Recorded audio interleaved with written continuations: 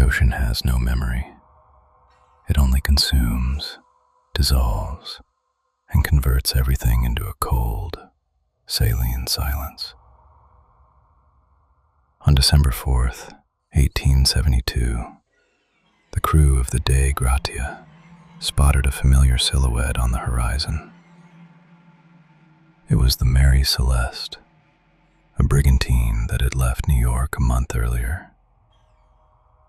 She was sailing on a strange, erratic course, her sails torn and fluttering like the wings of a dying moth.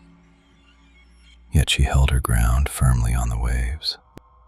When Captain Morehouse stepped onto the deck, he expected to find signs of a struggle, blood, or the chaotic aftermath of a pirate raid. Instead, he found an ideal, sterile void. In Captain Briggs' cabin, a cup of tea still sat on the table, barely warm. In the nursery, little Sophia's doll lay neatly on the bed. In the hold, 1,700 barrels of alcohol remained untouched. Only one thing was missing: the people. 10 souls had simply evaporated, leaving not even a shadow of fear on the walls. But in the navigator's cabin, Morehouse found something that never made it into the official Admiralty reports. It was a final entry in the ship's log, not written in ink, but scratched deep into the wood with a frantic, desperate hand. It was a single word: nowhere. It all began on the 10th day of the voyage. Captain Benjamin Briggs was a man of stern faith and iron discipline. But the Atlantic that year was unnaturally still. The doldrums lasted for days, turning the surface of the water into a perfect black mirror. "Do you hear it, Ben?"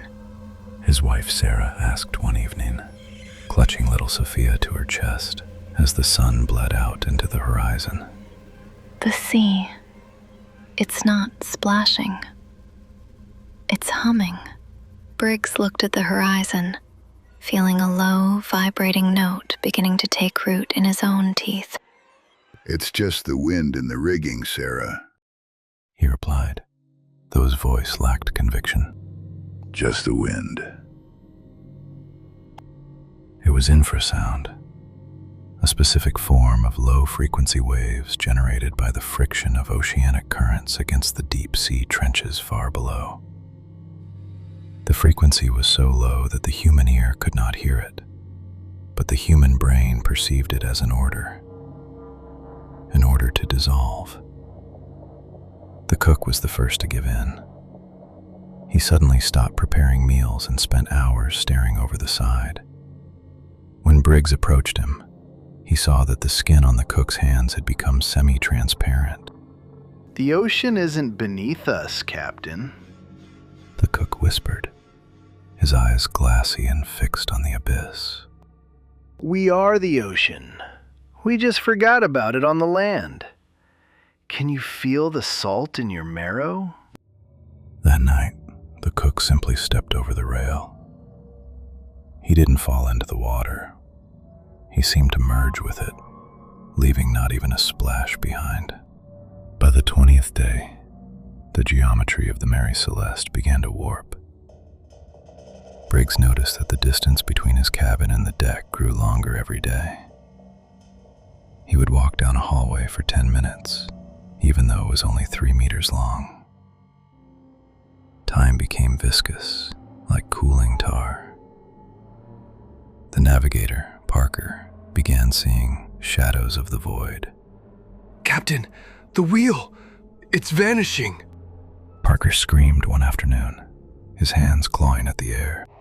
I reach for the wood, but my hand finds only cold, black nothingness. Look at the compass. North is gone, south is gone. We are sailing into nowhere. "Benjamin. Sophia. She's getting lighter." Sarah whispered as she entered the cabin later that night. her eyes burning with a manic, crystalline light. I can see the stars through her palms. She's not dying, Sarah. Briggs whispered, watching the compass needle spin like a panicked insect. She's just returning to the original state. We are all just noise in a great silence, and the silence is finally demanding its debt. On November 25th, 1872, the signal of the frequency of the void became unbearable. The walls of the brigantine began to weep salt. The remaining sailors no longer spoke.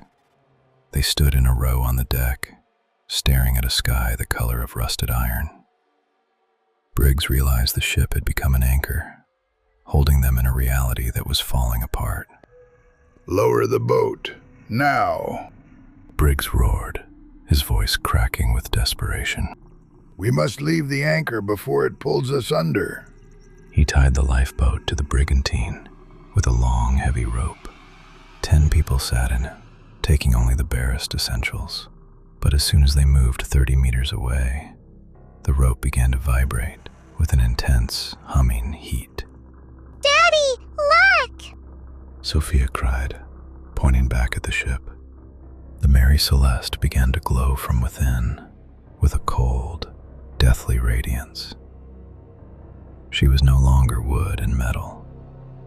She had become the witness, a giant eye looking at them from the very foundation of existence. And then the rope snapped. It didn't break. It simply ceased to exist. The boat with 10 people was left in the middle of a mirror-like ocean, but they were no longer people. Sarah was the first to begin disintegrating into tiny, sparkling particles of salt. She wasn't screaming. She was smiling. There's so much room here, Ben. Join me. It's so quiet. When the crew of the Dei Gratia boarded the ship 10 days later, they found a state of perfect, eerie peace. But Morehouse, an experienced sailor, walked to the mirror in Captain Briggs's cabin. He didn't see his own reflection. Instead, he saw them. 10 figures stood within the silvered glass, trapped in an infinite, metallic void. Little Sophia slowly raised her semi-transparent hand and pressed it against the glass from the other side. A print appeared, not a human palm, but a complex, fractal structure, like a crystal of frost. In a fit of terror, Morehouse smashed the mirror. He lied in the official reports to save his own sanity. The Mary Celeste was rebuilt, but every owner ended their lives in an asylum or vanished overboard. The ship had become a portable portal for the void. As the ship finally sank in 1885, fishermen saw no air bubbles rising. Instead, the laughter of a little girl echoed in everyone's head simultaneously from the depths. Today, if you sail over that spot in a total calm, listen closely. You will hear a low, vibrating note. It is Briggs and his family. They are still waiting for someone else to look into the mirror a little too closely. Because the void is never full. It always needs a new witness to confirm that its nothingness is the only true reality.